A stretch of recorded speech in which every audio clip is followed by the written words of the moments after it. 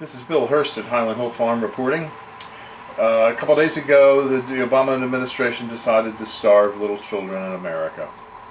Yet for the balances of the budgets on these states, because in order to receive that money, the states have to agree to spend more money next year on education.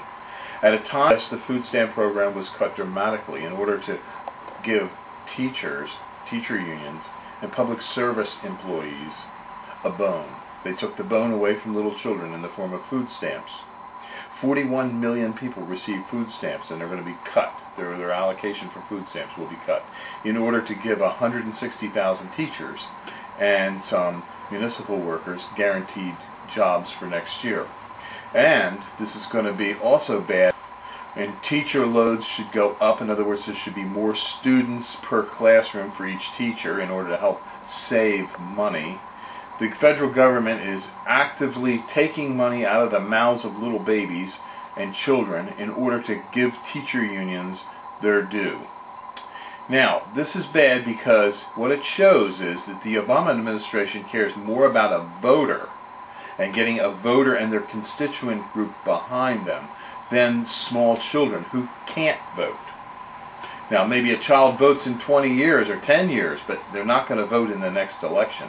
So the Obama administration won't pander to them. So this is another example, a blatant example, of the Obama administration playing politics with little children and their health and their welfare.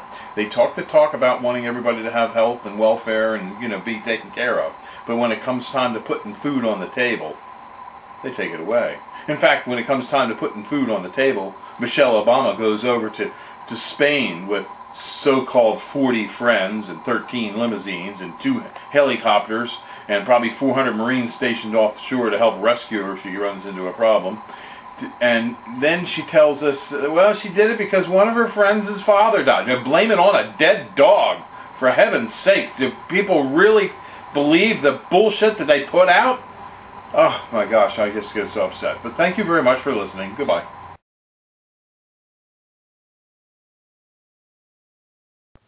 We're at Highland Hill Farm, and this is one of my customers, and he's going to explain to you about the arborvitae he's been growing and the luck he's had with the green giants versus that of his emerald green. Right, this is the green giant. Excellent plant. We've had it since it was 14 inches tall. Over the last 4 years, they're 20 feet tall. They grow great. In 4 years, you had 20 feet of growth out of it? Yes, 20 feet tall. They're filled in. They're nice. Planted them every 5 feet apart. We used to have the emerald green. We still have the emerald green, but we have deer in the backyard and they just clean them. We have to put wire around them. If we don't put the wire, they just eat them. So we switched to these. They started nibbling on them 2 years ago and haven't come back. Yeah, it has a bitter taste, and when the deer eat it, sometimes they just nibble it and drop it out of their mouth. Now, if you have 100 deer in your backyard, obviously you're going to have a deer problem, and they will nibble, nibble, nibble, and you'll finally have a major problem. But if you just have a minor deer problem, this tree will be deer resistant. Absolutely deer resistant. Have you lost any since you started planting? I have never lost the green giant at all. And you've lost how many of the emerald greens at the same? Just this past winter, 7. I've lost 7 this year, and they've been rooted since 2001. We don't have a water problem. There's plenty of water. It's just this winter they just didn't make it back. Have you ever seen bagworms on your green giants? I've seen it on these. No. On the emerald greens? Yes. Yep. Not on these. Generally speaking, the green giant is bagworm resistant. And you're seeing that in yours, correct? Yeah, I haven't seen. These things are great. Believe me. I don't know what to say besides I never watered them. I planted them from when they were 14 inches tall. I've never put any water on them. I've never fertilized them. I haven't done anything. We've gone back. Last year I could mow between them. I can't even walk between them now. They've grown together, and it's been a short amount of time, about 4 years. Right, Nick? Yeah. And you're a believer too? I am. Okay. I was shocked. I didn't think it was going to happen, but yeah, they grew. Okay, well, thank you very much. Again, give us a call at Highland Hill Farm, 215-651-83. And Ann's, this is actually Ann you're looking at here. Got the contorted stem a little bit more, big tulip blooms. We do cut them, they're really heavy. These just haven't grown out quite as much as it should. This one should stay till next year, or this one here would be more what we would dig this year. This one here. Okay, this is actually your Rucker Stellar Pink again. These dogwoods, we stake them, we cut them to make them heavy, but they do want to grow kind of pretty fast upright. But slick, healthiest dogwoods I've ever grown, any of your Rucker crosses, the Constellation, Celestial, Venus, and the Stellar Pink are all extremely healthy dogwoods. If I was planting out in the landscape anymore, this is the dogwood I'd want over a cornice every time almost. Thanks. Okay, we have hemlock. We usually sell from about 3 to 4 all the way up to 11 to 12 foot. This hemlock here you're looking at is a 4 to 5. This is a 4 to 5 foot.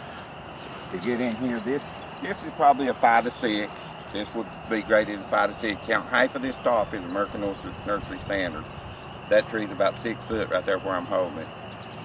And this tree you get back here, this is probably, that is about 7.5 foot right there. So this is a 7 to 8 foot hemlock. This is sure to grow for next year. 6 to 7. Again, this is going to be like a 6 to 7 foot hemlock. That's a good 7 foot or more right there where I'm holding it. This is a block of green giant arborvitaes. More green giants at the top of this next field with Niagaras in the base, and some more Niagaras and green giants over in there, and more green giants all the way up through there. Give us a call, 215-651-8. Okay, this is a block of Bracken Brown Beauty. We have some alders in here, and also some D.D. Blanchard and Edith Bogal on the farm. Big nice ones, we shear them good so they'll be full, limb to the ground. Everyone wants them limbed to the ground anymore. Very few people want them limbed up.